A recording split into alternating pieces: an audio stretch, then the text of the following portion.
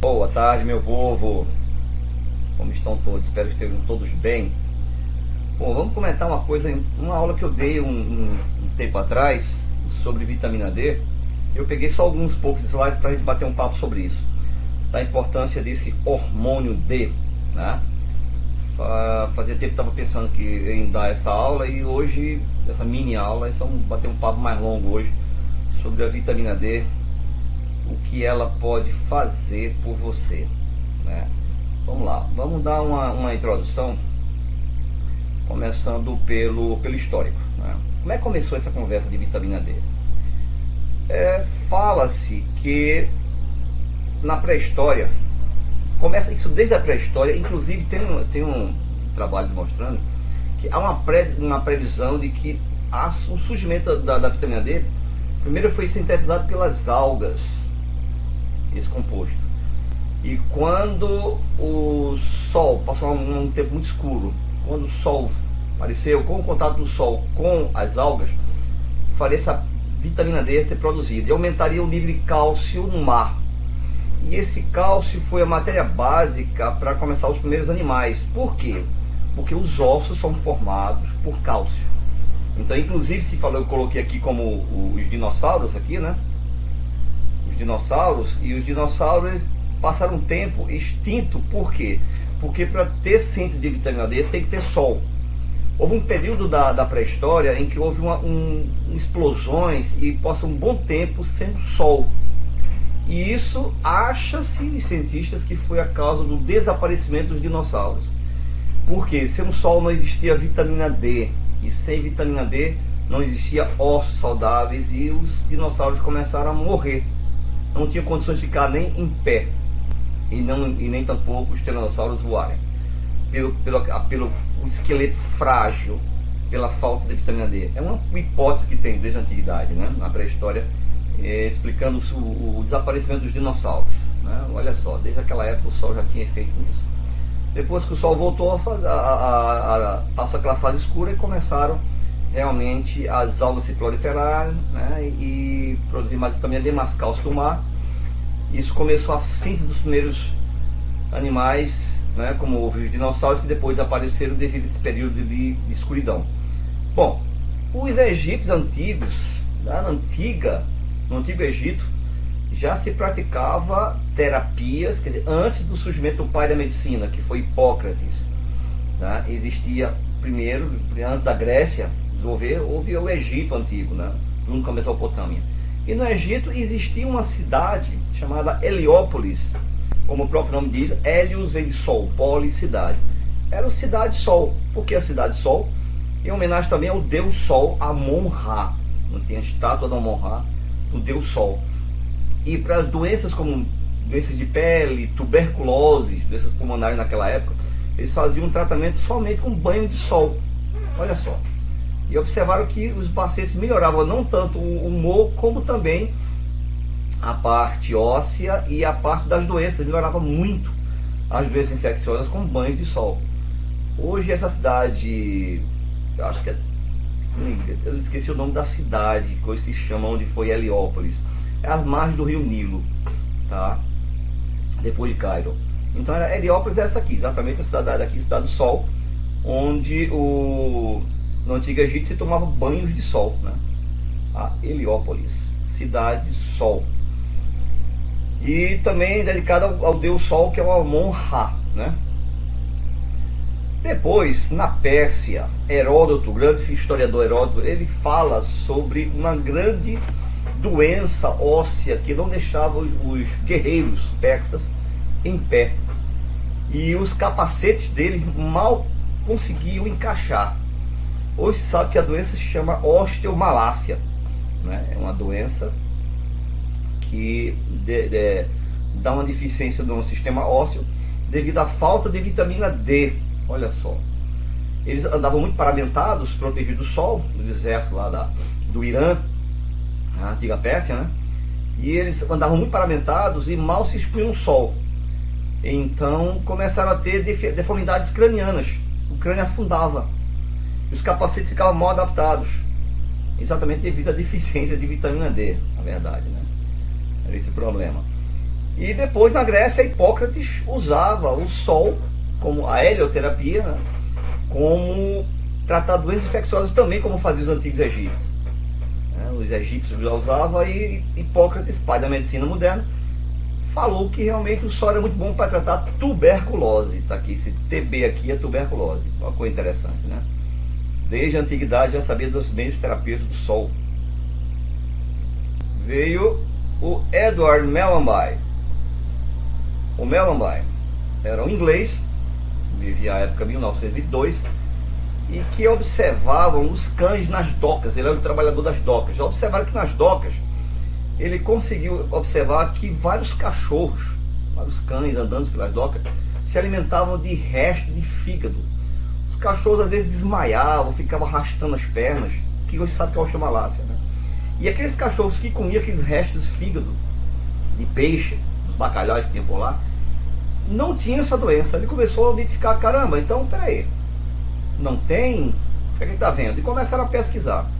E começaram a dar o quê? Óleo de fígado de bacalhau, que naquela época já existia, para os cães, e notaram uma excelente melhora, mas não sabiam por que dessa melhora. Mas a parte raquítica dos cães melhorava. Tá. Então depois, em seguida, veio, isso foi em 1922, em seguida veio, antes disso, 2 anos antes, McCollum descreveu a estrutura da vitamina A. Foi descoberta a vitamina A em anos antes, em torno de 1912. Em 18 para 20, o McCollum identificou e isolou a vitamina A, o ácido retinóico. E em seguida, em 1926, Smith e Hendrick, já americanos, descobriram a estrutura da vitamina B1 e B2. Onde é que eu quero chegar lá? Para vocês verem a questão da sequência da descoberta. Por que vitamina A, vitamina B, C, D, E, K? É puramente cronológica. Então, primeiro descoberto, vitamina A, McCollum. Em seguida, a vitamina B, começando por B1 e B2, em 1926. Anos depois vai ser descoberta a B3, B5 e vai. Mas veio primeiro B. Então, como já tinha A, veio a vitamina B. Beleza? Em seguida, um fisiologista húngaro, Zent, ele descobre o quê? O que é que ele descobre? A vitamina C, que ele chamou de fator anti-escorbuto. Esse que dá nos dentes, né? Resultado. Olha só a sequência. Vitamina A, depois B1 e B2, e depois a C. Zent descobre C. Muito difundido nos anos 60 pelo Linus Pauling, né? E aí em seguida, Windaus descobriu a estrutura do colicalciferol, a 7-dehidrocolesterol e o colicalciferol aqui, né? Chamou de vitamina D. Por quê? A já tinha descoberto, a B também, a C, a próxima seria a D. Mas essa vitamina é uma vitamina ou na verdade é um hormônio?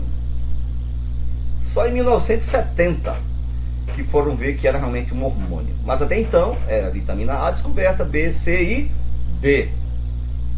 Tá? Windaus em 1916, do qual recebeu o Nobel de Química por ter descoberto a estrutura do 7-dehidrocolesterol, que é um precursor do colesterol, do colecalciferol. Olha só esse nome, 7-dehidrocolesterol.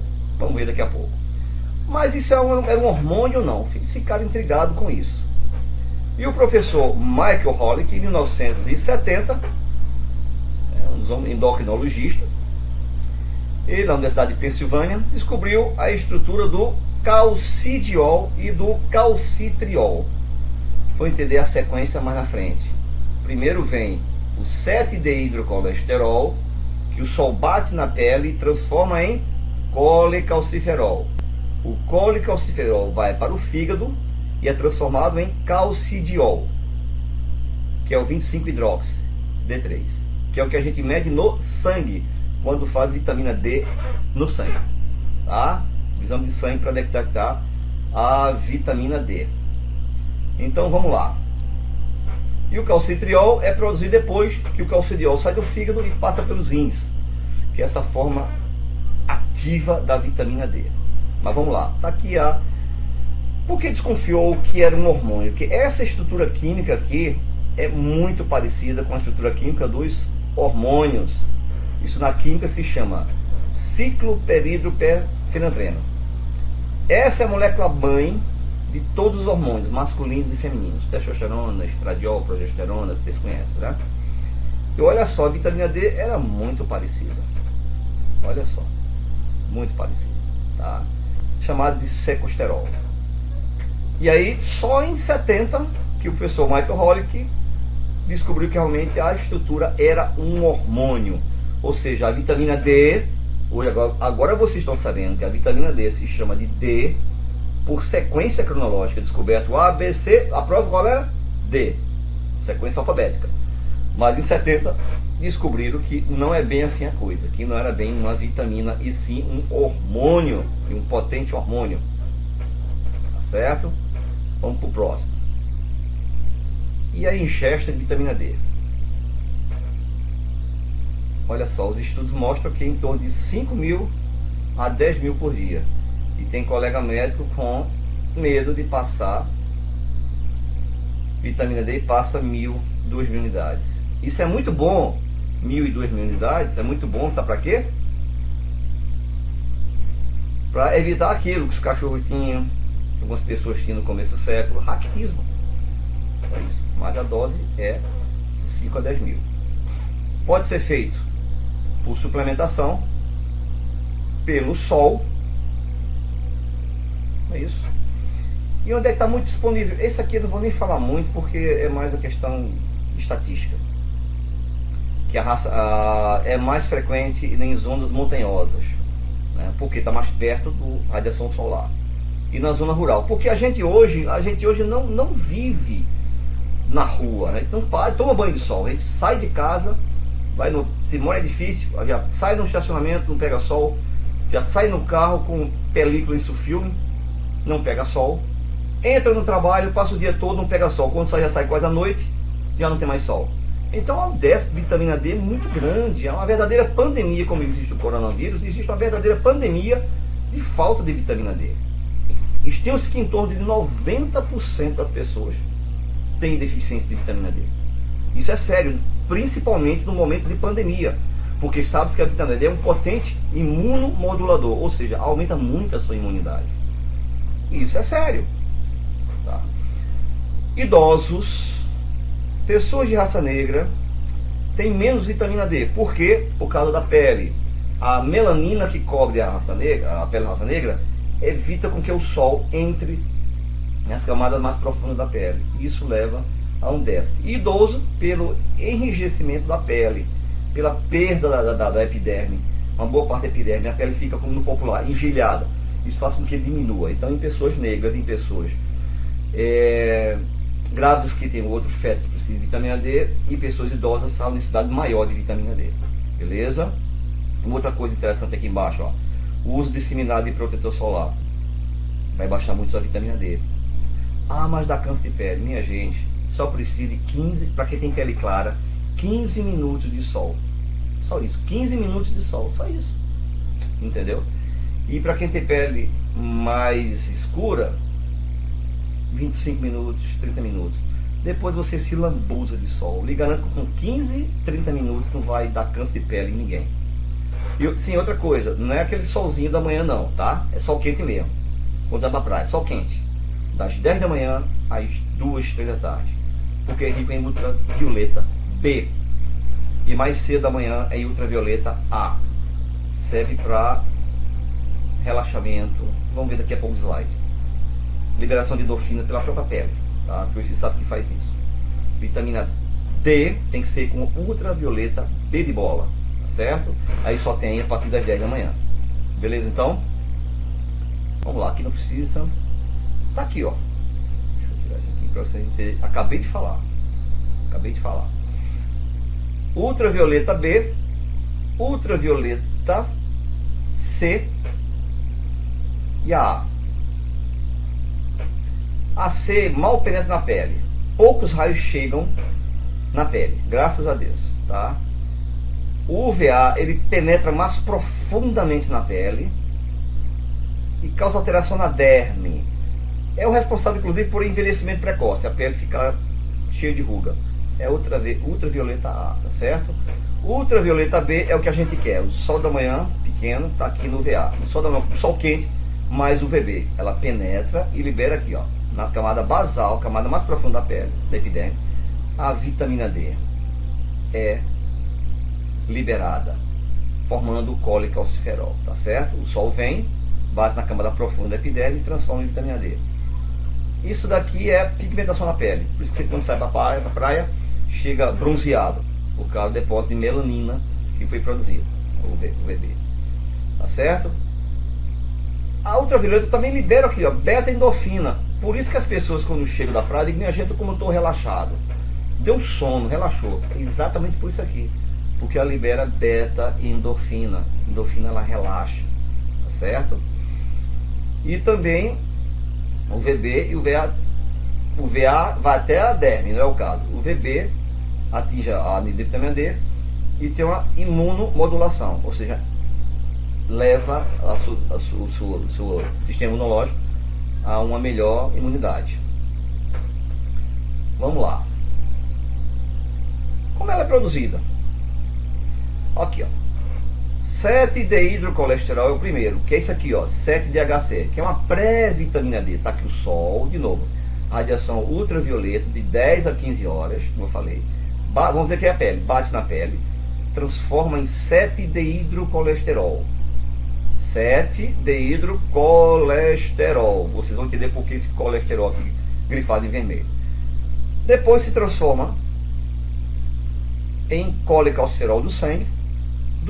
Esse colecalciferol é o que a gente toma de suplemento, vitamina D, é o colecalciferol. Aqui, por isso que eu falo, ou você toma sol, ou você toma suplemento. Se você tem a pele clara e não pode tomar muito clara, tem história de câncer de pele na família, tem doença autoimune como psoríase, que quando bate o sol piora, aí está indicada a suplementação. Se você pode tomar banho de sol 15 a 30 minutos todos os dias, nesse horário, beleza, não precisa suplementar, tá? Que não é a maioria, tá certo? Então toma o seu suplemento de colecalciferol, que é a vitamina D3, ela vai para o fígado e aí se transforma em calcidiol, que é a 25-hidroxivitamina D3, que é essa daqui que a gente mede no sangue. 25-hidroxi-D3, mede no sangue isso aqui. A gente toma o colecalciferol e mede no sangue o calcidiol, tá certo? Que depois passa no rim e se transforma em calcitriol, que é a vitamina D ativa para atuar no sistema imune, como anti-inflamatório, como antioxidante, como peptídeo antimicrobiano, que combate infecções bacterianas, e para neuroproteção, protegendo pessoas de doenças autoimunes como esclerose múltipla. Entendeu? Decore, preste bem atenção a essa enzima aqui, 1-alfa-hidroxilase, essa proteína aqui que é a enzima, que transforma o calcidiol em calcitriol ativo. Não esqueça desse nome, 1-alfa-hidroxilase, vai entender mais tarde por quê. E por que eu grifei aqui de colesterol? Ah, grande sacada. Porque sem colesterol, meus amigos, sinto muito informar que não existe vitamina D. E os seus hormônios também, tá? Porém, vamos lá. Isso aqui não precisa. Temos o fator colesterol. Essa história de colesterol faz mal, aquela coisa, começou com esse bioquímico aqui, em 1961.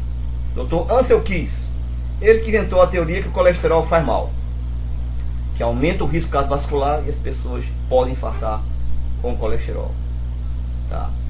Só que hoje os experimentos, e logo depois chegou a sair na Time, a famosa revista Time, que é a Veja dos Estados Unidos, que o colesterol era mal, que era ruim. Tá aqui, os dois olhinhos aqui da cara feia são ovos e o bacon ali, muito ruim. E aí, isso foi em 84, olha, 61, 84, e quando foi em 2014, revolucionou. A mesma revista que falou que o colesterol fazia mal, agora tá com uma manteiga, gordura saturada. Opa, a história não é bem assim contada, tem alguma coisa estranha, vamos lá.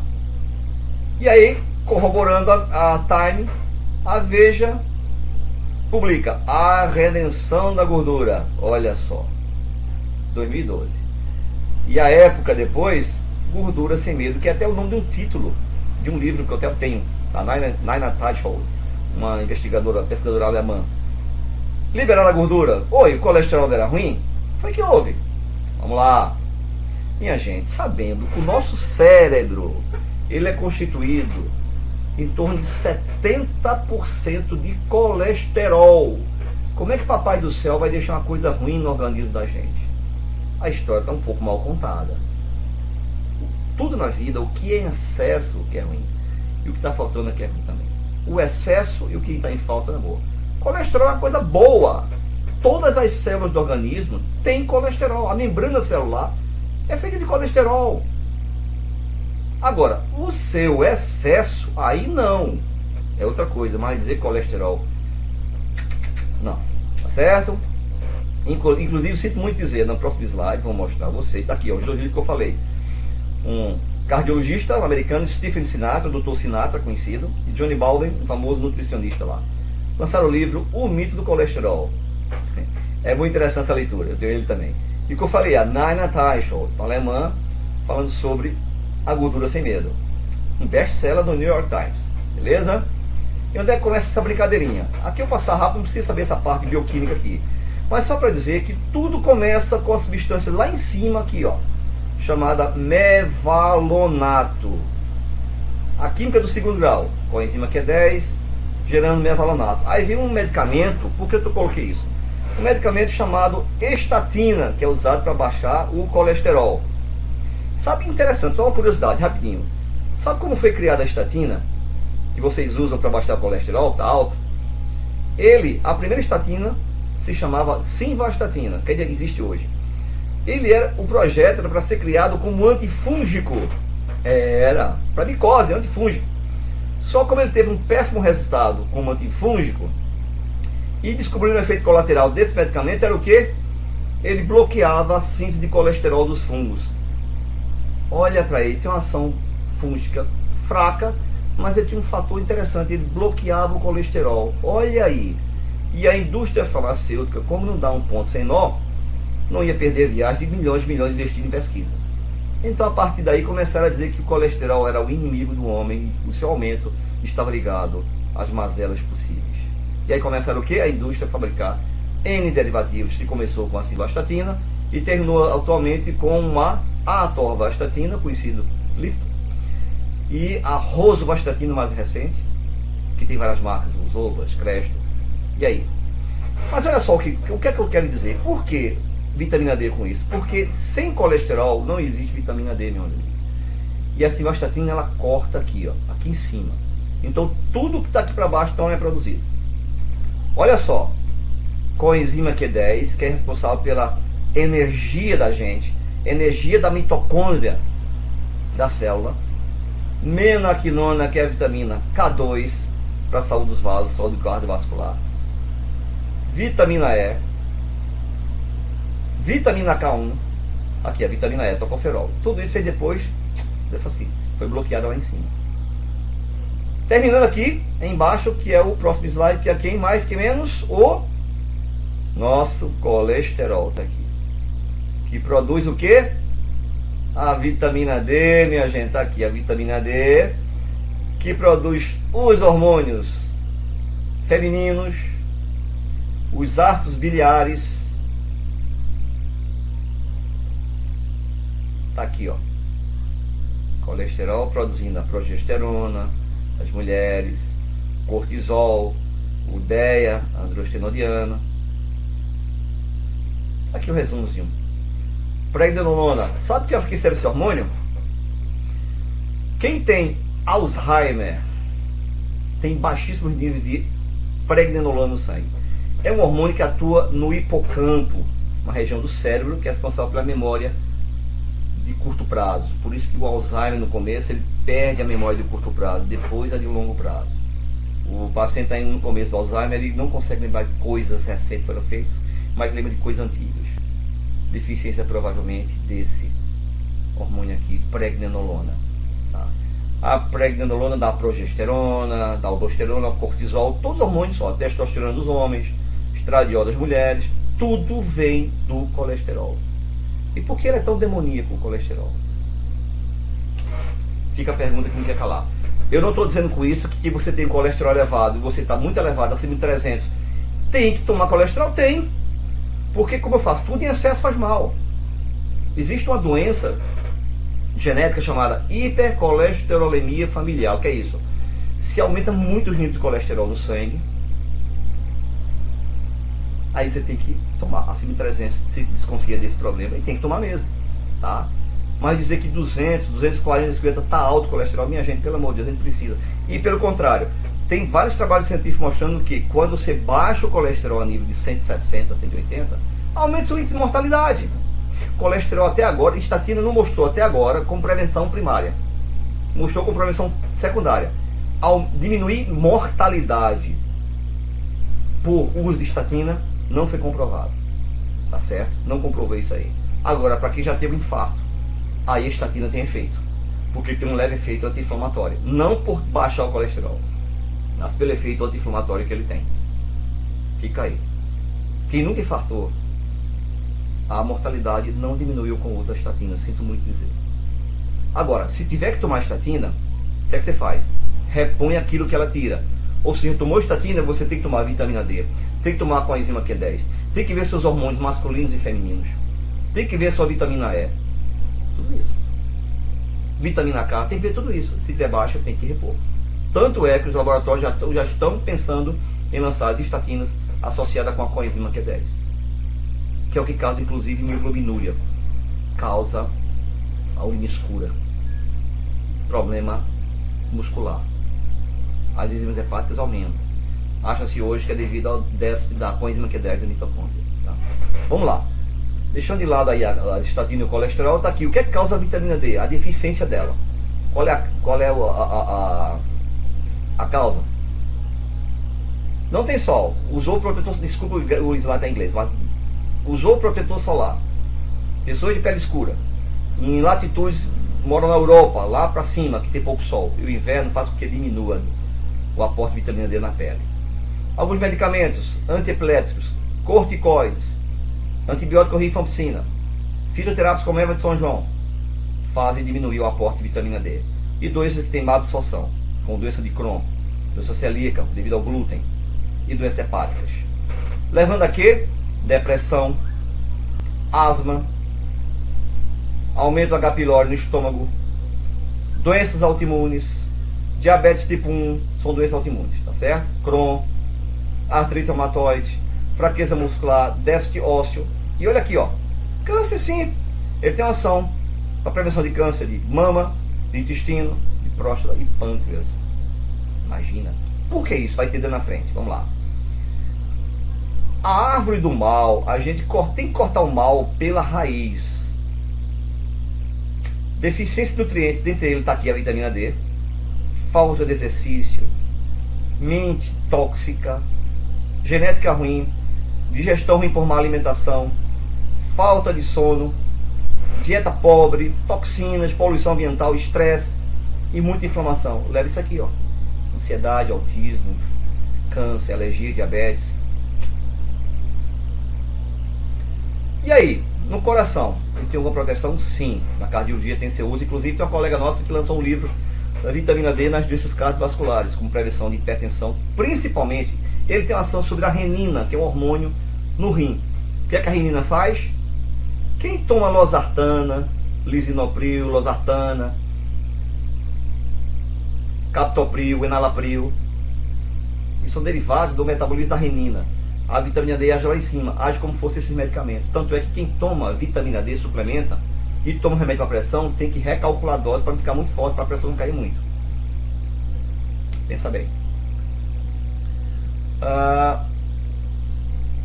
E ele, inclusive, um estudo recente mostrou que diminui a velocidade da progressão da placa de ateroma que existe dentro da artéria, que leva futuramente ao infarto. Entendeu?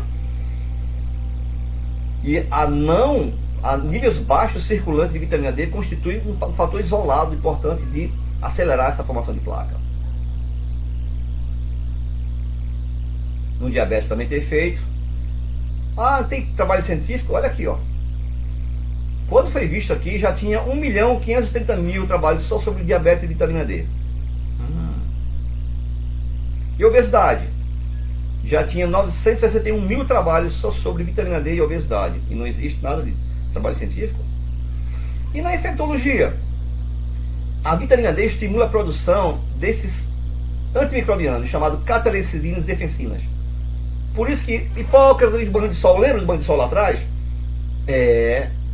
Porque o sol produz vitamina D na pele, a vitamina D aumenta a produção bactericida dessas substâncias aqui, ó, catalecidinas defensina, aumenta, protege contra infecções bacterianas.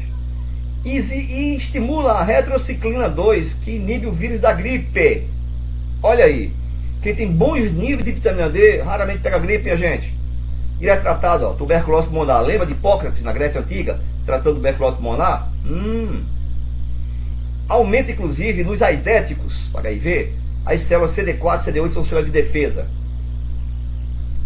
Aqui, ó, vitamina D e doenças infecciosas. 1.280.000 trabalhos científicos sobre isso. Se for agora, tem mais. Olha aqui, ó. A prevenção da gripe influenza A em crianças de idade escolar, fazendo uso de suplementação de vitamina D. Isso é um trial. Lembra no vídeo anterior que eu passei para vocês, falando sobre os trabalhos científicos e nível de evidências? O trial é um dos tops lá em cima. São trabalhos duplo cego aqui, ó, randomizados, já provando ciência, minha gente, que funciona para gripe. Prevenção de gripe das crianças de fase escolar. E não tem trabalho científico? American Journal of Clinical Nutrition, uma revista científica séria de nutrição clínica nos Estados Unidos. Olha aqui, vitamina D e tuberculose. 271.000 trabalhos só sobre vitamina D e tuberculose. E na ginecologia? É uma das coisas que é usada no primeiro trimestre. Vitamina D tem que ser usada, minha gente. A neuroproteção das crianças nascerem saudáveis. Junto com a vitamina B9, o folato, não ácido fólico, metilfolato. Lembre-se disso. Tem um vídeo lá atrás sobre isso. Vídeo não, mandei no Instagram, um post sobre isso. O iodo, para evitar hipotiroidismo. E a progesterona, para evitar. Tudo isso aqui evita perda, abortos, minha gente. E na gravidez tem uma necessidade de vitamina. Então, entre 5 e 7 mil unidades por dia. E tem gente que tem medo de usar isso aí. Eu uso 10 mil por dia. Minhas filhas usam, de 12 anos, 5 mil por dia. Aí.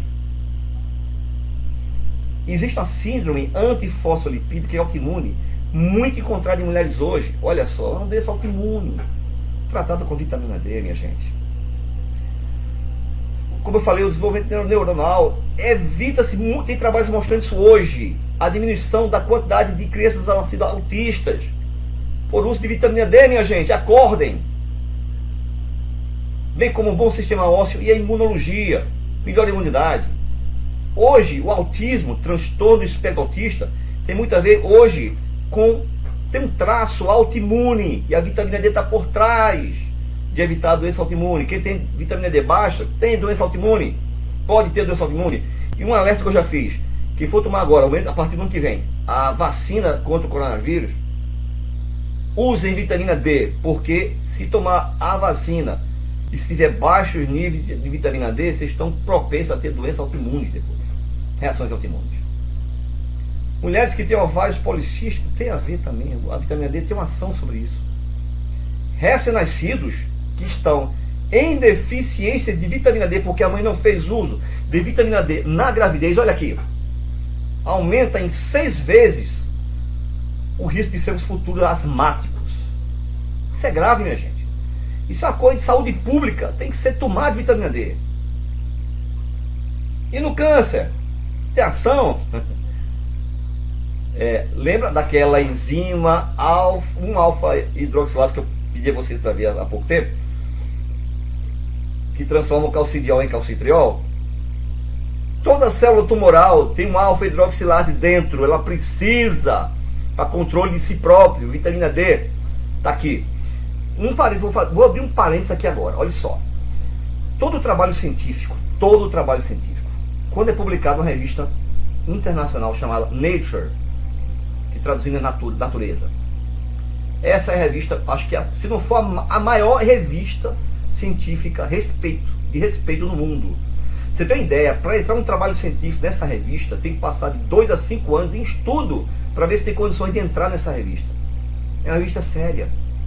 E olha só aqui, pesquisadores da uma universidade de Harvard fizeram esse trabalho. É um trabalho observacional, concordo. Um trial tem mais peso. Mas entrar um trabalho, mesmo que observacional, feito pela Universidade de Harvard, numa revista Nature, vocês vão convir que é um baita de um trabalho científico. Olha aqui o título: o papel da vitamina D na redução do risco do câncer e sua progressão. Dá para entender isso? Aqui embaixo está escrito. Aqui embaixo, ó, Nature. Aqui embaixo, Nature. Tá aí, certo? E aqui está a lista dos pesquisadores da Universidade de Harvard e Stanford, da Califórnia, uma das melhores universidades dos Estados Unidos. Dizem até que é a melhor do mundo, a Harvard. Isso não é brincadeira não, minha gente. Isso é coisa séria. Tem papel na oncologia? Olha aqui que eu falei. A presença de um alfa-hidroxilase, aquela enzima que transforma o calcidiol em calcitriol no rim, lembra? Nas células tumorais. Por que existe essa enzima nas células tumorais? Vamos raciocinar. A vitamina D faz alguma coisa nela.